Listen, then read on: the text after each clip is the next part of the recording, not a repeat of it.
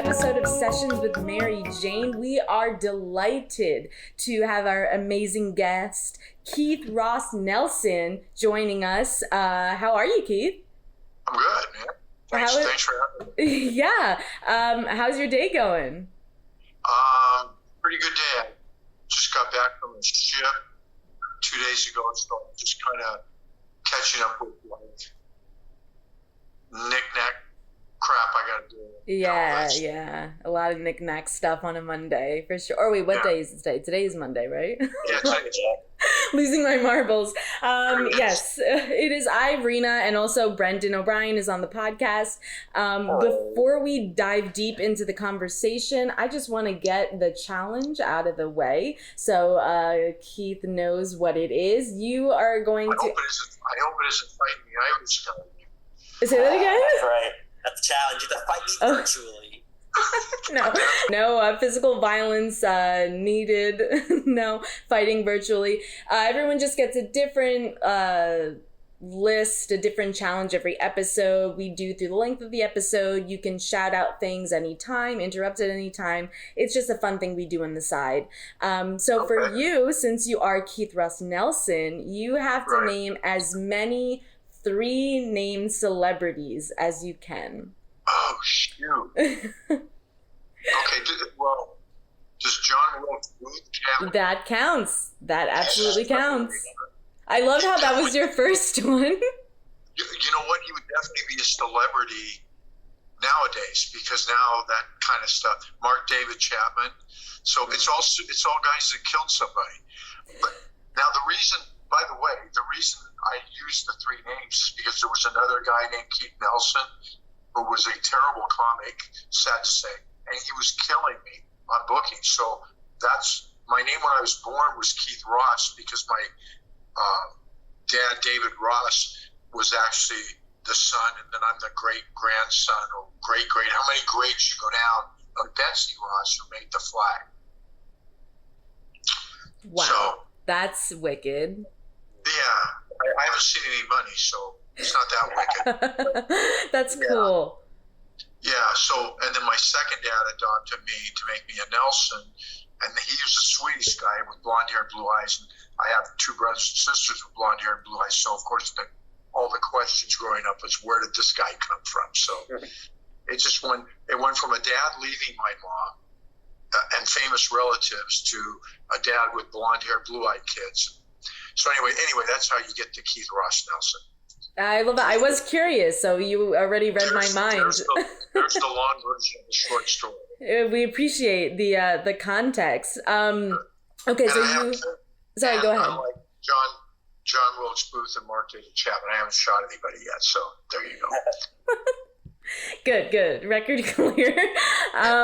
Great. Had a gun pointed at me twice, but I haven't shot anybody myself. So. Oh wait, hold the phone. We're definitely gonna have to dive into that story. Hold on. Before 2 stories. Okay, yes, definitely want to hear both those stories.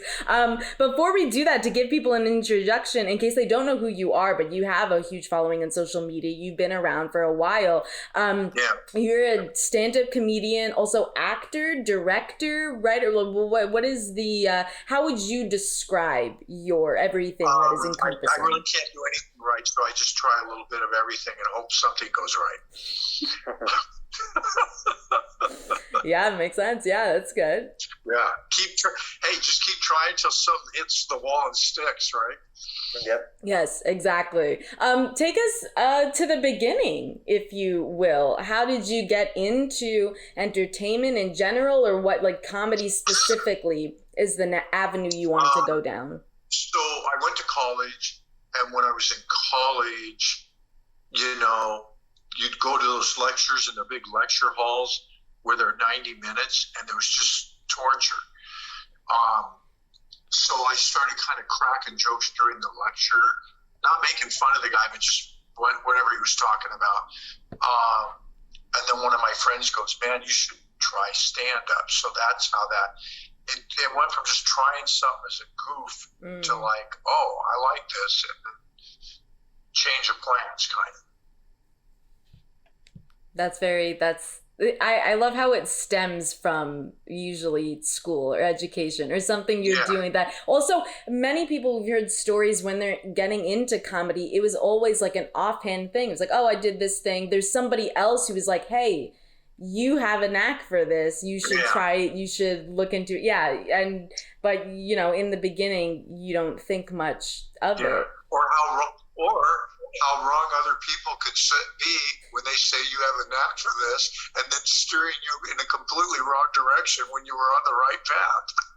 Also true. Also very valid. Yes. Who were some of your early influences?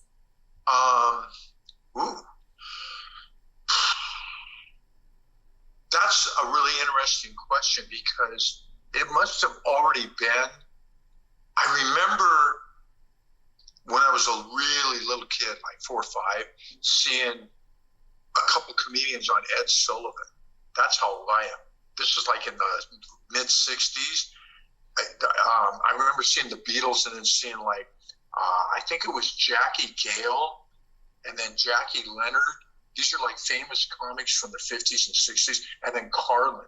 I saw these guys and I'm like, this like it seems like a really cool thing to do. And I remember the Jackie Gale thing really sticks with me because he did this thing that was really interesting. He came out and he pretended like he was showing a slideshow. And then he would make that sound, you know, that clicking sound when you change the slide. And you really believe you're watching a slideshow. And then he would describe the slide, you know, here, something about, here's my family on vacation in Florida. Click. Here's my dad walking through the swamp. Here's my dad's hat. Here's my dad in the quicksand. Here's my dad's hat on the top of the quicksand. Something like that. But his timing was like, hold on a minute. Hey, you want to say hi? Those are, your black cat. Cat sighting. Oh, I also have a cat. One of 33. I'm sorry, 33? 33 cats? Yes. What? Okay, what's that one? You guys want a tour? Yes. Okay, hold on. Okay, Paul. Hold on. Watch this. Do you live at a shelter? What is happening? No, we are a shelter. We're not, but that's one of the jokes in my act. Okay, so there you go. Hi, baby. Okay, that one's gonna hide. Here you go. Hi there, Peter. Listeners at home, or wherever you're listening, we are indeed seeing an array There's of Mr. cats in Ruski. the house. Mr. Darcy, you want to say hi? Say hi, Mr. Darcy. There you go. Do you have a favorite? I know people like to choose like a favorite among their children or their pets, but do you have Snickers. Say hi, Snickers. Yeah, do you have a favorite? Do you have a favorite cat? Oh yeah, the first one, Bo Jackson. Definitely. Black That cat's guy. the best. Anyway, there's more. How do you have these many? Why do you have these many? They're almost all feral people. We live on horse property in California. These people, they leave their animals. They just move and then they leave them. And my wife's a nurse, and so we just kind of started collecting them. And anyway. Oh, interesting. So do you give them off to if people adopt them, or do you like? No, they're ours. Wow. And there's four more in front. Outside, there's 2 in back that we feed.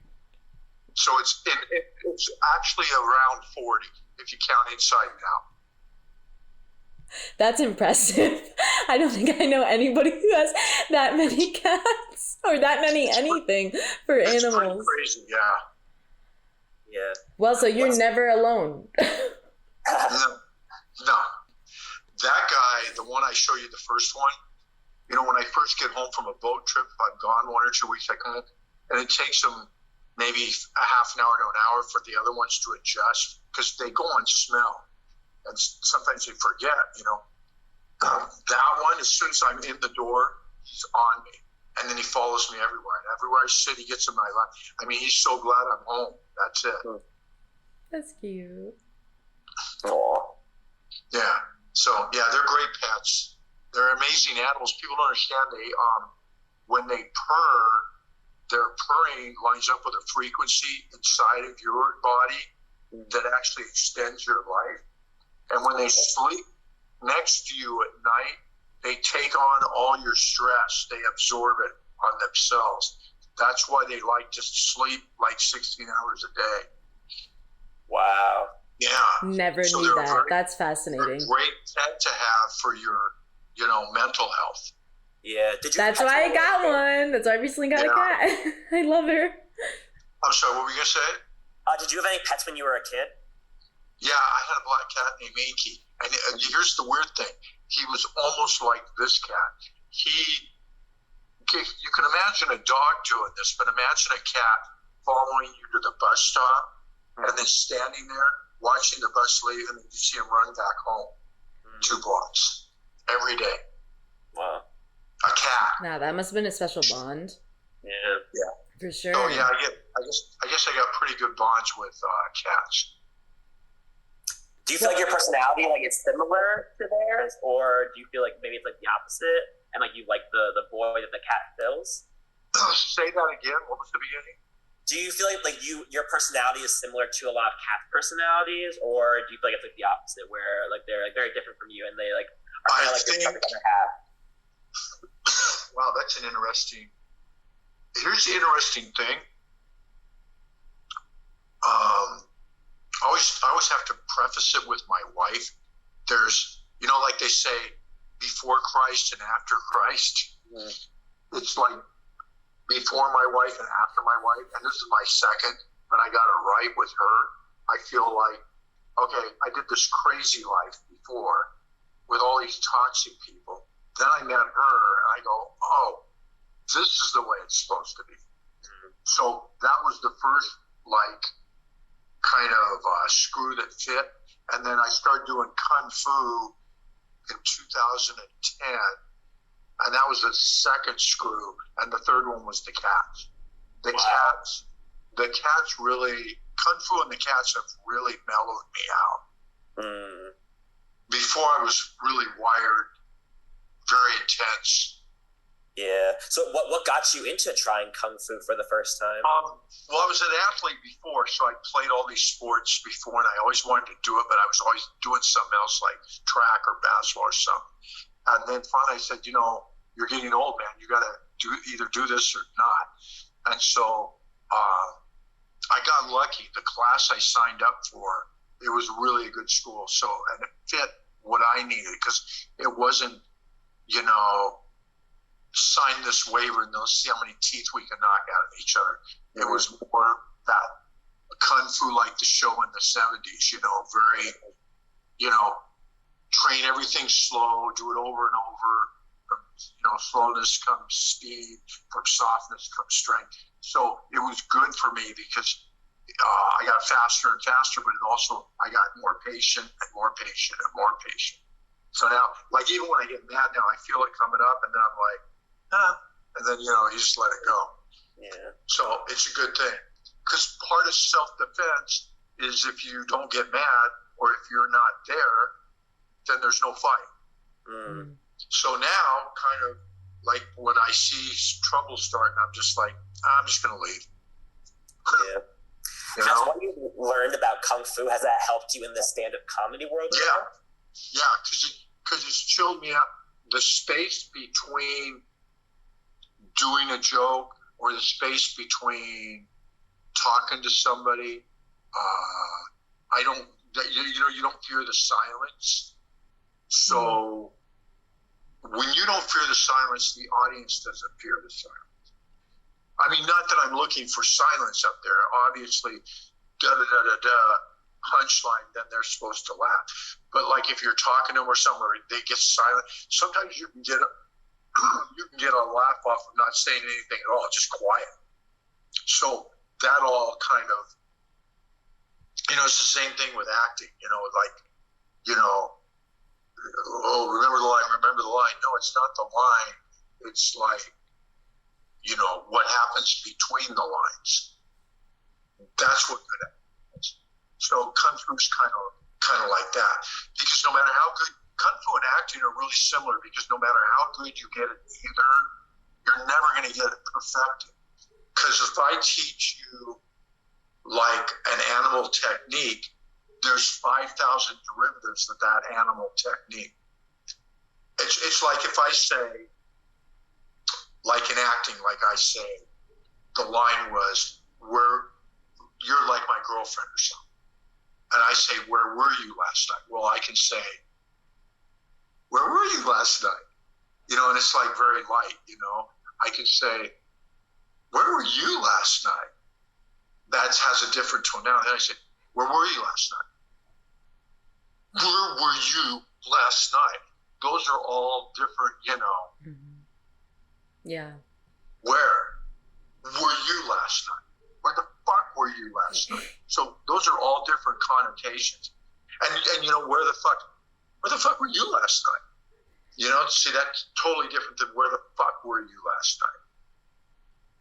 Yeah, I that's a good explanation. I like how you connected the different fields you've been in and or the stuff you've learned from Kung Fu and equated to acting and everything you're saying about silence. I didn't even think of that. And with comedy and with I guess that also amps up your listening or being more in the moment and being patient with things and picking up on stuff that, yes, you seem like you have a thought. Yeah, what you're saying, it's here's another thing, because you know, in our technique, there's 74 animals, and you've got to learn them on both sides of your body. So obviously, there's actually, you know, 148, and we have about 40 forms, you know, which are more animals connected to other animals. They're each last about a minute.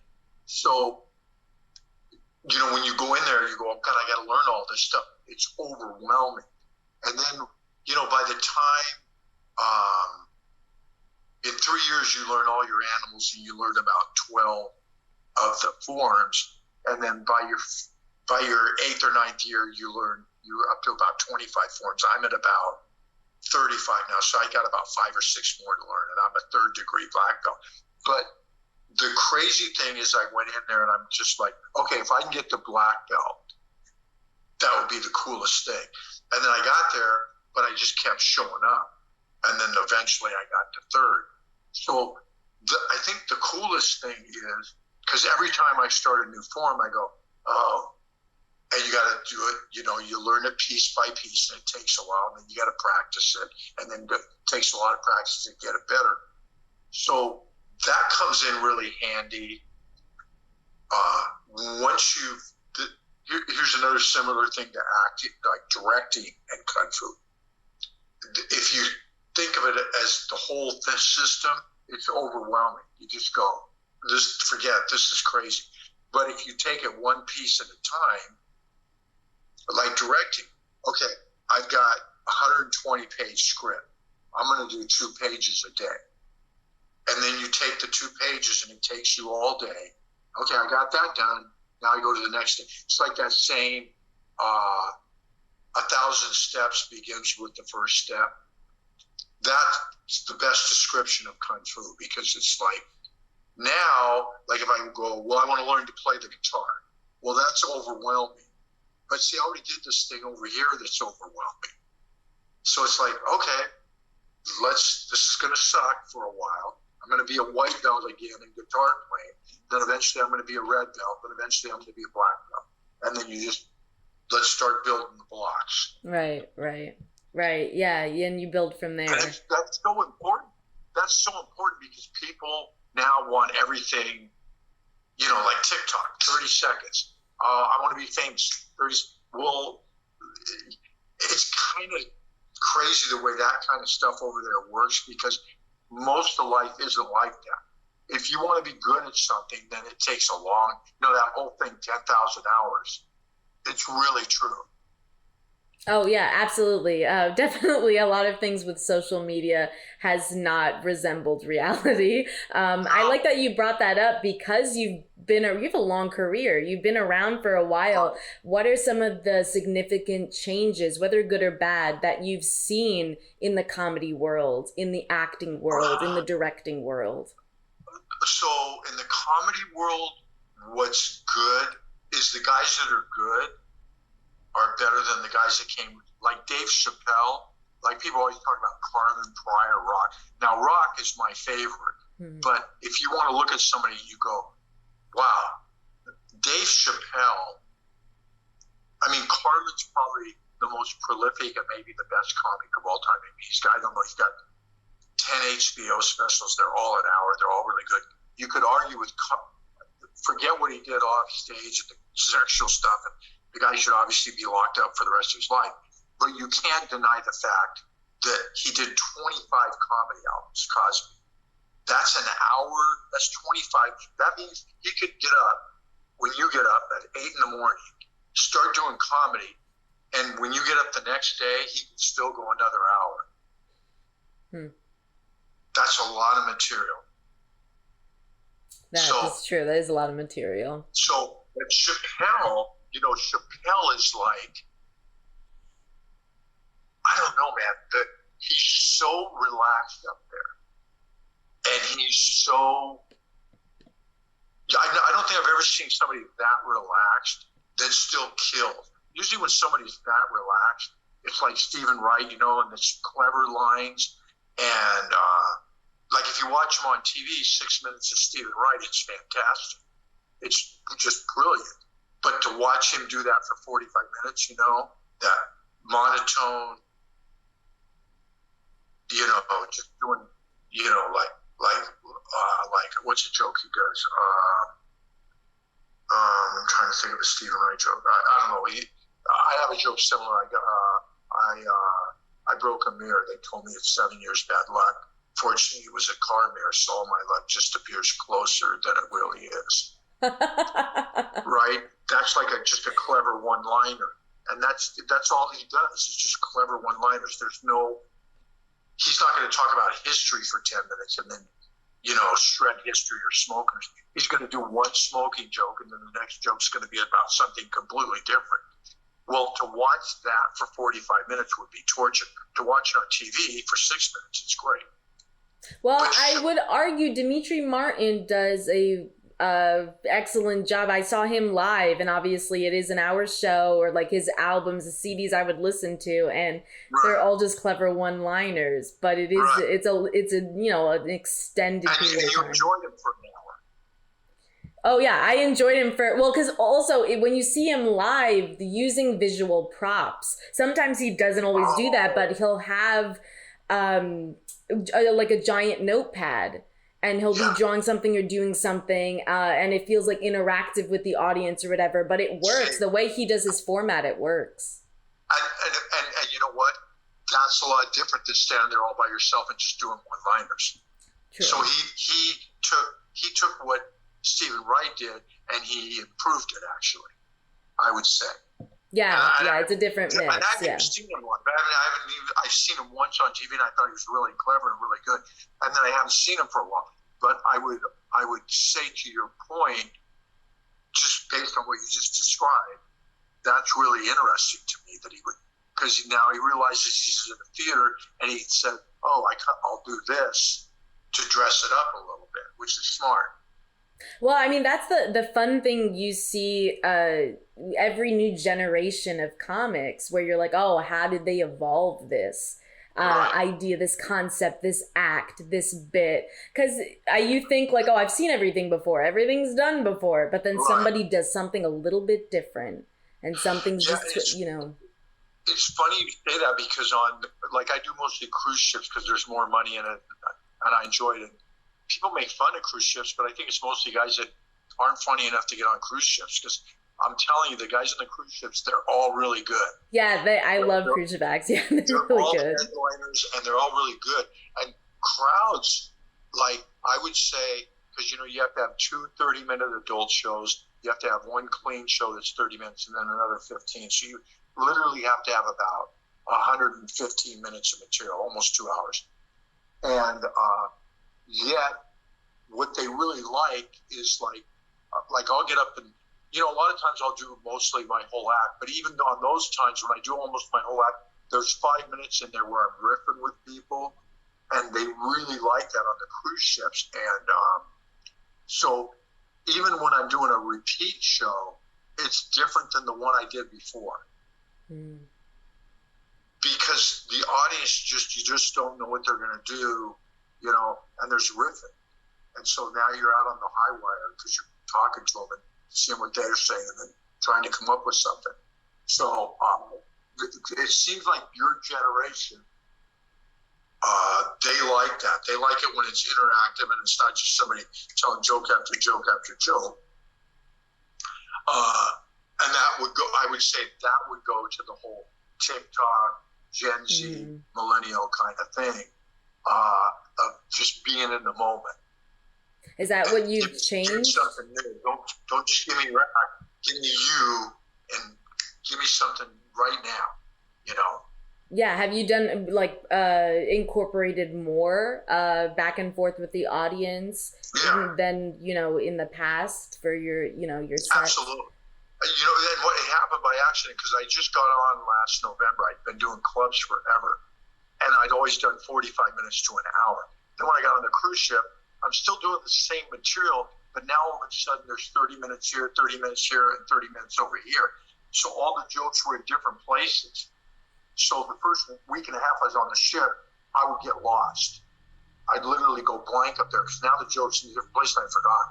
So I'd have to come up with something really quick. I'd have to start talking to the audience and riffing, which I was okay at doing that. But within the first 2 weeks after being on the ship, all of a sudden that went from being pretty good to really good, to where, like, literally, if I had to go up there they go, okay, you can't go up with your act tonight. I could go up there and kill for 30 minutes. Just start talking to me. How many people married? How long you been married? Boom, boom. Say something. Where are you from? And then just go. Yeah, they love that. I'm sure they really enjoyed that too. Yeah. And it's a different animal than listening. Like, when you're doing jokes, you get in a rhythm, and then they laugh from 0 to 10, and at 7 you start the next joke, which is how you keep them laughing.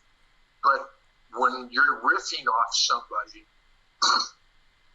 now instead of listening to a rhythm, you have to listen to the person. It's very similar to acting, and that's why a lot of comedians can't do it. You really have to listen to the person and not be in a hurry to try to get there, but listen to them, because they will trap themselves if you just listen to them. Yeah, true. I was going to ask, what is your experience with improv? That's it. Oh, I was wondering if you had any if that was like a little bit more fleshed out in the past, but that is, that is the improv. Yeah. It's all been trial and error on stage. Yeah. Okay, so I do want to pivot because I want to hear about the stories of when you were held at gunpoint twice. If we do run out of time on this Zoom, can I send you a new Zoom meeting, or what is your... Yeah, we can do another one, yeah. Of course. Okay, yeah. Cool. So we're actually not moving because I was in Starkville, Mississippi. This is in the 90s. And I'm on stage in a place, and it holds about 500 people, and I'm having a good show. And then I made fun of the Ku Klux Klan. I do this joke where I make fun of the Klan. I actually have 3 jokes in my act. I actually have probably 3 minutes to 5 minutes on racism, where I make fun of racists and stuff.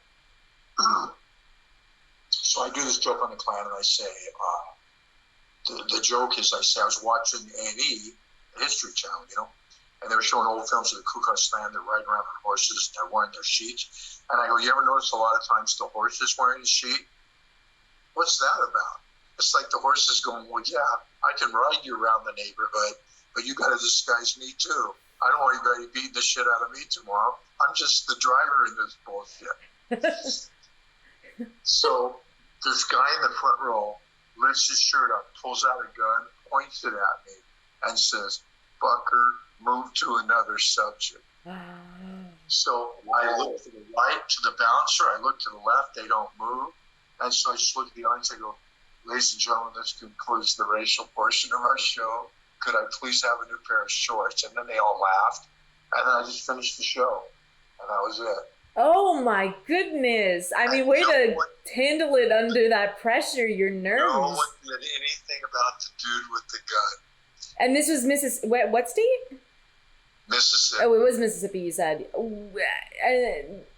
Yeah, it's just different. It's just different over there. Different world. Oh my God. Different world. Yeah, that's the only explanation I have, is that it is I mean, obviously, as we know, with recent events, our country is definitely divided. Right. Yeah.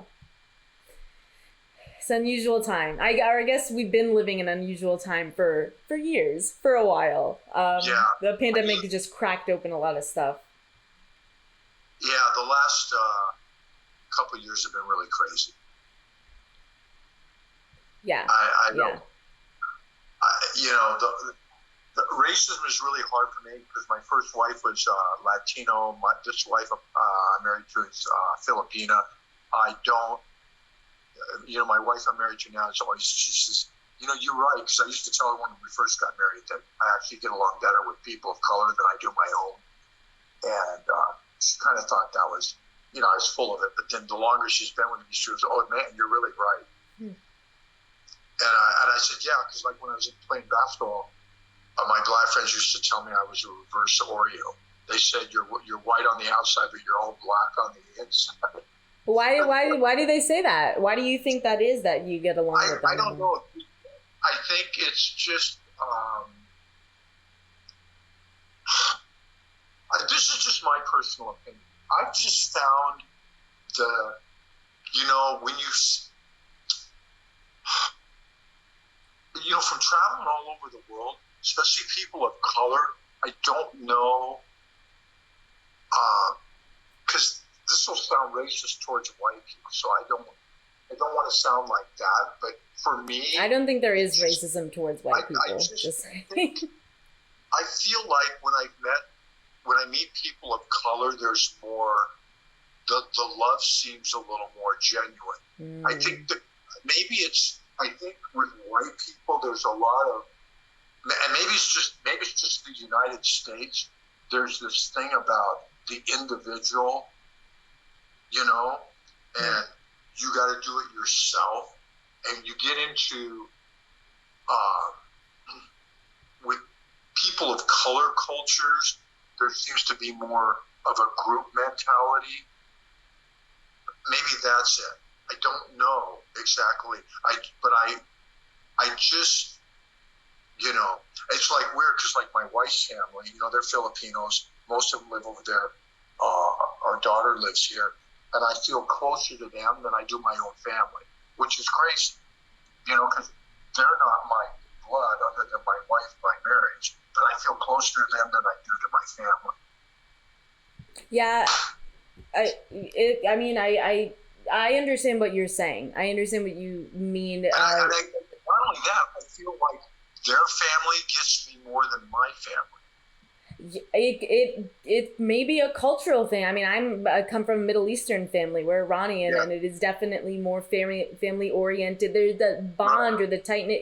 There is something that's different. And my dad also, being an immigrant, he would have more friends of people of diversity. He would be closer with people or more relatable with people like that, because maybe they also, by the time he came in the 70s, he came to America, they were both bullied in the same way by certain white people. So they shared that in common, and they kind of like protected each other. Okay.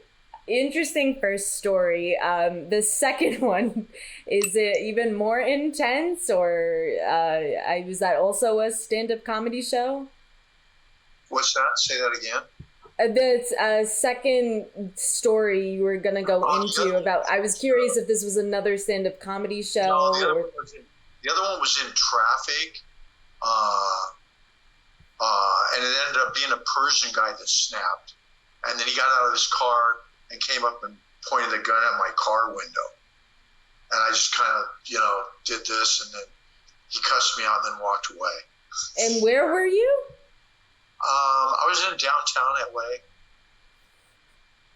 Oh God, yeah. Maybe you just have a very like gun welcoming face, like people. Yeah.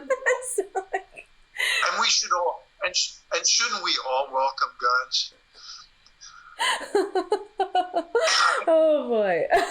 Owners, almost all of my friends that I know are gun owners, have registered guns in their house, like pistols or something. But even the people I know, like, there's no reason we need any AKs, 15s out there at all. Yeah. Yeah, there's some stuff that is literally these overkill. People are so attached at the hip to these lobbyists and money that's coming into them. They're not representing us anymore. The Supreme Court is, overturning stuff left and right. Not just the abortion this week, they overturned. Now when the police don't read you your rights, you can't sue them anymore. So that's crazy. We've had that since before even Roe versus Wade, that they had to read you your rights and let you know. Now that bad cops are not going to be reading people their rights, and they're going to, it's just. We're going backwards in time. I don't understand. Those three judges, none of them, you can go four if you want to count Clarence the Clown Thomas, none of those guys are qualified to be sitting on that court. None of them. Yeah. Yet they're making decisions about our lives. Yeah, it's not fun. It's ridiculous. I mean, every generation has been fighting for it just doesn't stop. I don't know. It's like an uphill battle constantly, and we're trying. And let me share something else with you. I went to church from the time I was 4 till I left my house at 18. I went to Baptist, Lutheran, Bible churches, and my mom was married 4 times. All my dad's crazy stories. But we were always made to go to church. And I don't understand how I seem to have gotten all these messages. It doesn't seem hard to me. Oh, Jesus loves everybody. No, it doesn't say Jesus loves 7 out of 10 people. He loves everybody. And that's all you're really, if you get that, if you just get that concept, that God is the only one that could judge, and then Jesus and God love everybody, that's it. That's it in a nutshell. You don't need to know anything else. Just do that. And these dumbasses never got any of that. These guys that call themselves evangelicals and call themselves Christians, if he was alive today, he would have gone into the Supreme Court and overturned those tables just like he did, 2,000 years ago. But other people just have, I don't know where they get their beliefs. They just don't, they're not even on the same page as us. Like they're not, it's a difficult, you can't even have a conversation with them because they're in a different world. Let's take it Middle Eastern. I don't know what you are. It doesn't matter. But let's just say you're Muslim. Maybe you are, maybe you are. It doesn't matter. I'm a Jew. Let's argue that we'll say you are and you're Middle Eastern, right? Here's the thing. He said, everybody's got a free will. Free will. One of the most important terms in the Bible. Yeah. Free will. Yeah. That means you got your 70 years down here to do whatever you want, good or bad. And only he in the next life can judge that. These people, for whatever reason, think because they go to church, now they're judge, jury, and executioner. Mm-hmm. That goes against everything Christ said. Yeah. So I don't know what lessons they got at 12 and 13 years old when they were going to church, but it's nothing to do with what's written in the New Testament. Yeah, and unfortunately, those are the ones who are going to keep reading. Those are the ones who are going to teach those ridiculous thoughts, ideals, whatever to their family, and it goes on. And I don't understand it. I literally don't understand it. But which is why, though, we love turning to, I mean, people like you, people who can alleviate that, so people who like, oh my God, I need a laugh today. Like, oh my God, somebody who understands, or somebody who can, I mean, you still talk about it. Like you're still, somebody who's not shying away from the tough, difficult conversations. But I did a joke. I did a joke last week. It was on a cruise ship, and it was out of Texas. So, and 90% of the people on the cruise were from Texas. So I did this joke because I do a lot of jokes about crime, but I haven't done any jokes about guns. But I got about 2 or 3 pages of new stuff, and I've been, God, do I take a chance at doing this? So I put the first one in last week, and I said, I go, I know you're from Texas. Texas, they're big on guns. And I go, but folks, come on. In the last month, we've had a mass shooting at a hospital, a funeral, a church, a school, and a grocery store. And I said, who would have ever thought that the strip clubs and post office would be the safest places to be? Who would have thought?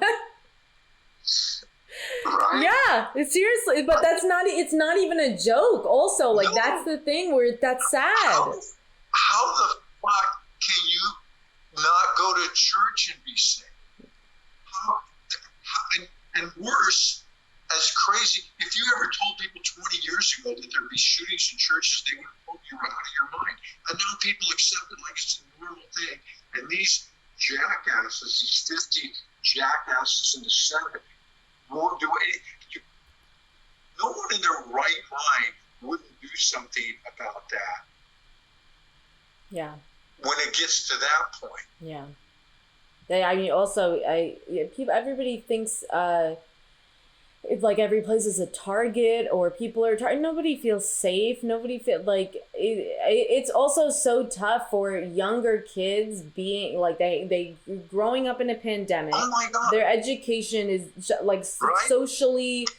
Then they see I went to school, and you'd be afraid of, oh, I hope the bully doesn't pick on me, or the kid when you're a freshman, I hope the seniors don't throw me in a trash can. That was the thing you worried about. And that was pretty scary if you're 12 years old and you're a little kid, or if you're a 4th grader and the kid's an 8th grader and he's a big kid. That's scary. Yeah, exactly. But now we're having really heavy conversations with kids about things that should just be adult topics for now, that they shouldn't have to worry about, like racism, but they do. They need, like, that's hard. Yeah, now you got to worry about, is this cop that's pulling me over,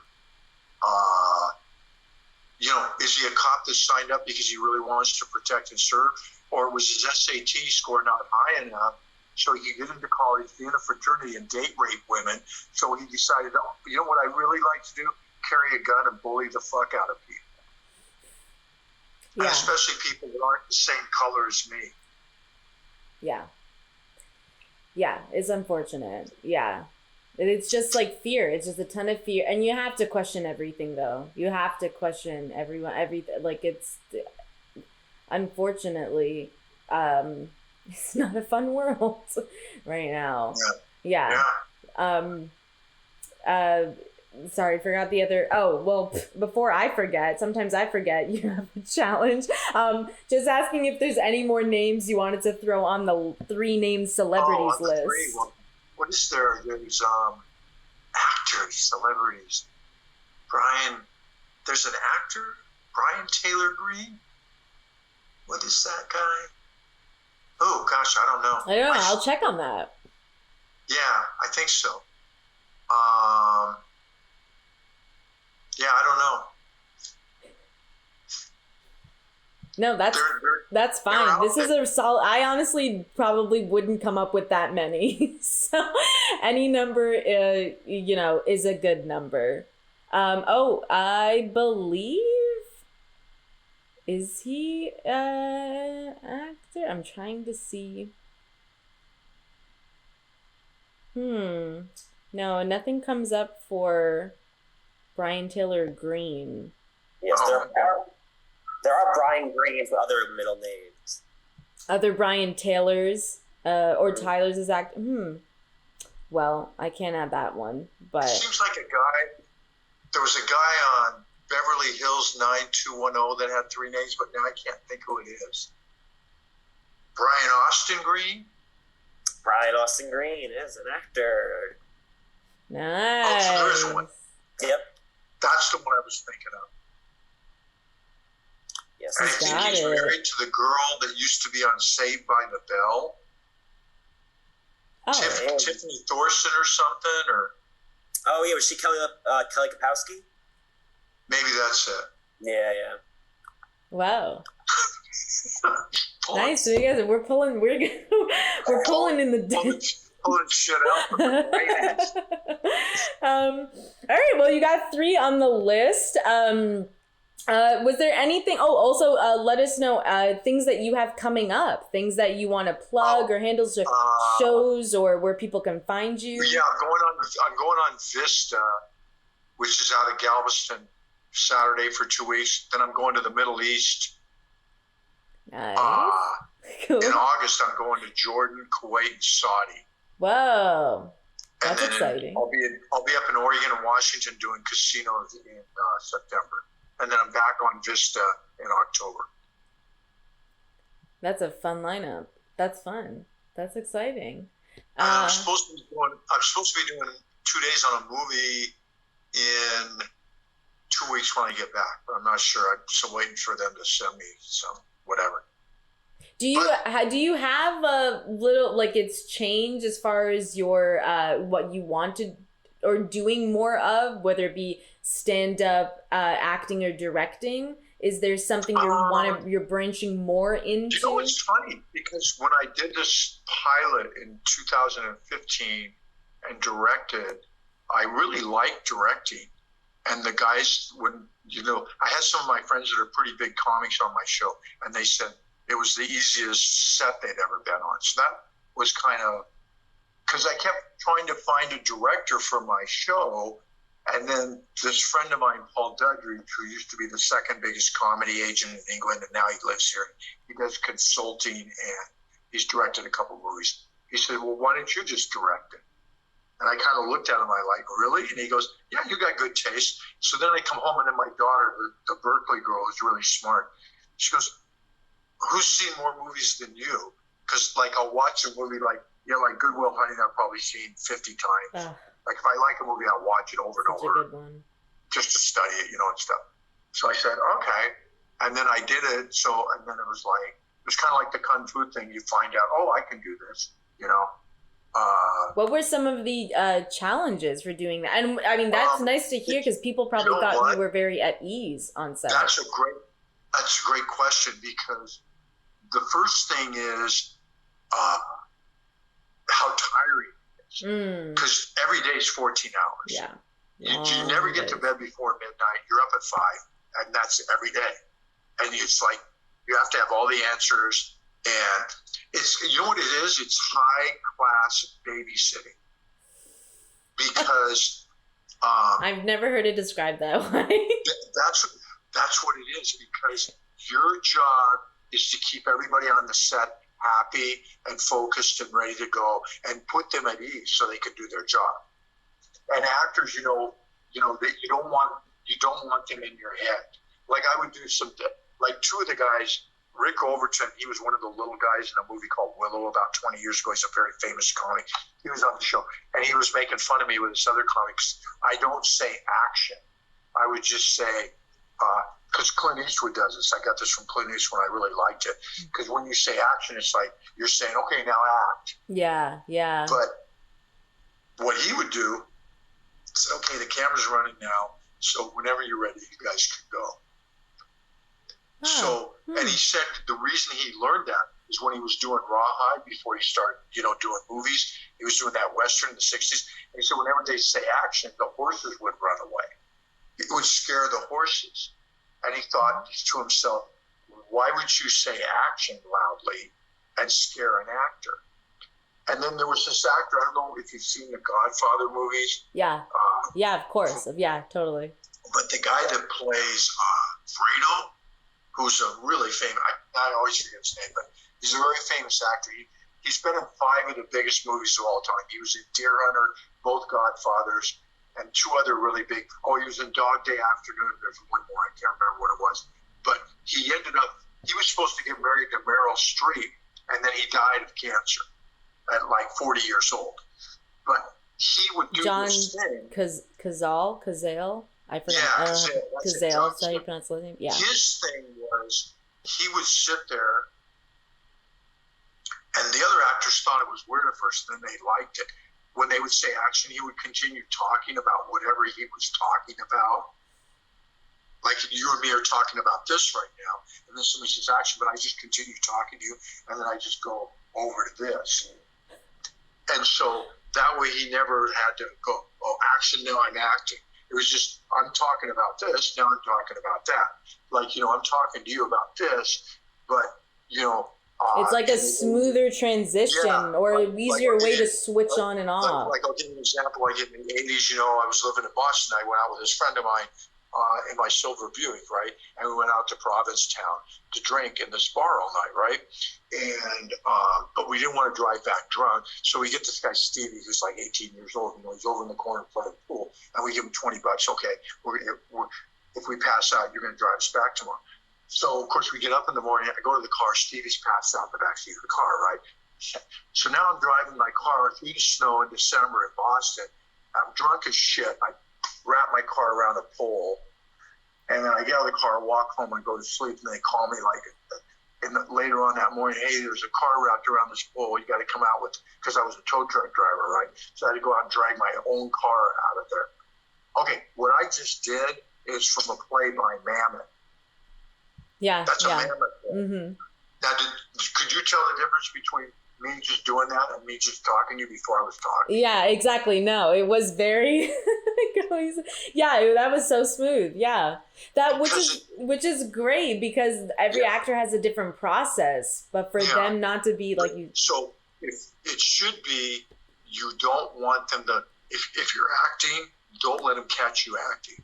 I love that. That's exactly. Yeah. So other question that forgot to ask. I wanted to know, where did you grow up? Portland. Ah, okay. Yeah. So how was your childhood? How was that? And then you. I said, so my first dad got my mom pregnant and then left her at 6 months. So I've never seen my real dad. Then she married my second dad, and he adopted me at 2. They got divorced when I was 10. My third dad, what they call bipolar now, they used to call manic depressive. She had him put in the place where they shot that movie Cuckoo's Nest. He was actually in there for a while. Whoa. And then he got out, and then he just wouldn't stay on his meds. When he was on his meds, he was fine, but then he'd get off his meds and then, manic. They used to call it manic depression before they renamed it bipolar. So my mom and him separated for a while. So my mom wanted to go over and check on him because she hadn't heard from him for a while. So I go over to his apartment, and he had taken an overdose of sleeping pills, but he was naked. And I didn't know this, but when you die and then you've been there for a while and they haven't found you, your blood corpuscles explode. So you'll look like somebody, if you beat somebody to death and have. You mean like glue? Yeah, so that's I found him apparently after he killed himself. I found him a week later. And I'm sorry, you found him? I found him. I was 14. Oh my gosh. So then my mom marries my third dad when I was 16, and he fought in World War II, and he was on the Houston, which the famous ship is the Indianapolis. That's the one they always talk about in the movie Jaws, the one that was sunk. And then he was in the ocean, in the movies, in the ocean with the sharks for 3 days. Well, my dad was on a ship called the Houston, which was also sunk, and he was in the water for 3 days watching his friends get eaten by sharks. And he had gangrene in his leg, but then he talked the doctors out of amputating it. Somehow they saved the leg. But the rest of his life, he never took a bath or got in a lake or an ocean. He would only take showers. So, but we didn't find out till he was 84 that he had PTSD. I always joke, we just thought he was Italian. Oh. We just thought his temper was because he was Italian. Oh my God. But he actually had PTSD. Oh, jeez. that's where, so, you know, obviously, if you're raised in that environment, then you only have one place to go, and that's comedy. Yeah. I was. Did you ever try to find your birth father, or did you? Yeah, I actually did. But then his parents, it was crazy. They used to always send me a birthday present and a Christmas present. And then one Christmas, I didn't write the thank you card, and then I never heard from them again. And then when I tried to find them, they were gone. Wow. So that was it. Wow. Yeah. Yeah, but that's a very interesting upbringing. Yeah, so that kind of leaves a little bit of a void. So it was good when my wife came along, this one, because she's like very loving, empathetic, and kind. So I kind of always tell her, whatever I missed before, I'm making up for it now, you know? Yeah. Because it's like when you get with when you get with the right person, or you're ready, or you want to make a change because you've been in all these toxic relationships, and then you get the right person, that it's really crazy because you go, oh, this is what it's supposed to be like. Yeah, exactly. Yeah. Oh, this is right? the calming, stability. It's not supposed to be the wreaking havoc or chaos. Or yeah, man. It's like, I could never go back to that. Well, good. Not a million. It's something that, God forbid, would happen to my wife. No, I can never go back to toxic. Well, we're very happy that you're not there. It's very good that you're in a much healthier situation. I don't wish it on anybody else either. You know, it's like, it's not fun. Yeah, nobody wants to be used and abused. Yeah, no, that's. Well, this was super fun. This was amazing. This was great. Thank you so much for sharing your stories and your time and your talent. Everybody who was listening, please stay tuned for more stuff from Late Night Hump, LNH Studios. Just go to our website. We have videos and stuff coming up. Can I give my website? Absolutely, plug away. So they can follow me on Instagram at Keith Ross Nelson, and Keith is KeithRossNelson, and then my website is keithnelson.org. Well, there you go. There you go, folks. Thank you. I'm sorry, KeithRossNelson.org. Man, I'm like brain fart. The 3 names, people. Don't forget the 3 names. Yeah, Thank you again. I want them to remember, but yet I forget. Yeah, they'll remember for you. Yeah, thank you, Keith, so much for being on the show. Thanks for wearing the Irish shirt today. I'm Irish, so I love the Irish. Yeah, Brendan representing, yeah. Brendan representing. And Brendan, don't talk so much next time. Sorry if I command the conversation. I'm the only woman in the group. I totally just realized I did too. And Brendan's so cool. He's just sitting over there chilling.